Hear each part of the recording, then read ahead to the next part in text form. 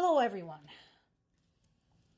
Ukraine's incursion into the Kursk region of Russia continues to be the big topic since, 3 days ago.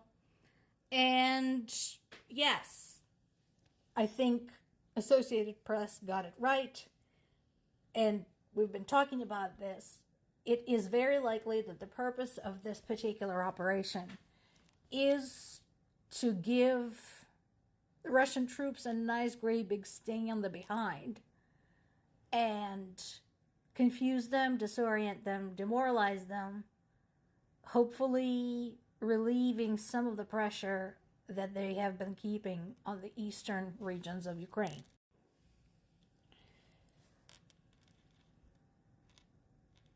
So far, things aren't looking so hot for Russians in Kursk. First of all, you can tell shit's really heating up for them there by the amount of misinformation they're releasing. For example, they're talking about the hundreds of Ukrainian troops they have already killed and over 20 units of equipment, specifically tanks. The problem is it's kind of hard to destroy 20 tanks when they were never there.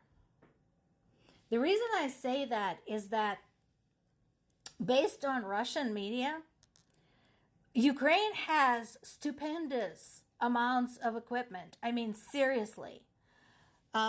Just earlier this year, according to Russian media, Russian army had destroyed over 17,000 of Ukrainian tanks over the course of what they're calling special operation over the last 2.5 years.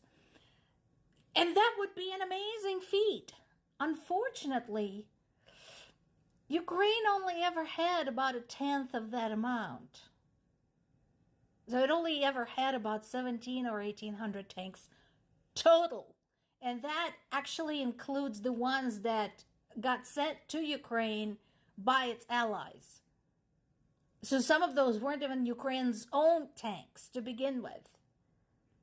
So you tell me where the rest of those non-existent 17,000 tanks came from. I'll wait.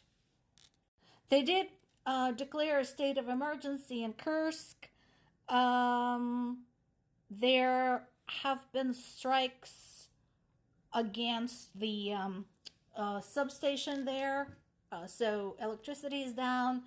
There's also been issues with water. And of course, Russia's typical response is what? To strike Ukrainian civilians, because that's what they do. They launched a plane-launched missile into a shopping mall in the middle of the day. Again, typical. The mall is located in a town of Konstantinovka in the eastern Donetsk region. So it's the region they've been pounding so hard lately. As the result, 11 people were killed and 44 were wounded. So, typical Russia. And remember, they're always saying that they are a peaceful country. They keep saying that. And in the immortal words of Inigo Montoya, I want to reply, you keep using that word. Are you sure it means what you think it means? What we have seen so far, and we're starting to get a trickle of satellite images, drone images, etc., is more like Russians not knowing what to do about Ukraine's incursion. That apparently is not big, but very well trained and organized. At this time, according to the latest reports, it is possible that Ukrainian troops are operating as far as 10 kilometers into Russian territory. That's the deepest cross-border advance by Ukrainian troops since the start of the war. And again, as we've said here many, many times before, this can all stop anytime. All that needs to happen is for Russia to withdraw all of its troops and appointed officials, including those in Crimea, off all of Ukrainian territory. That's it. Piece of cake. Just give the order and it all stops. This is from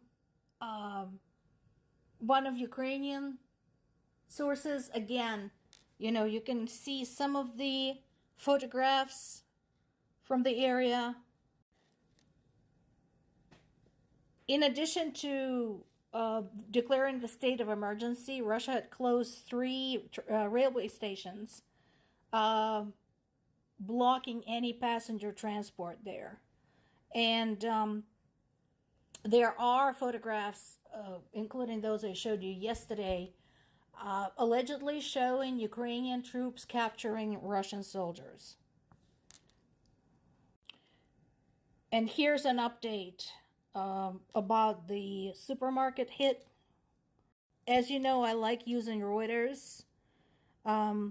So it looks like our death toll has gone up. Or, I'm sorry, casualty toll has gone up. But here's something interesting. And I actually was talking about this with a friend of mine who's also, originally from Ukraine. What we were talking about is that notice that this shit happens. Ukrainians don't whine. They don't complain. They don't make big statements. Basically, everybody gets up and goes to work. Emergency workers, bystanders who happen to be there. Everybody just goes to work, trying to find the survivors, trying to clean up the garbage. That's how it's been this entire war. In every single village, town, and city in Ukraine, that is how it's been. I do wonder also how Russia, and particularly Russian troll farms,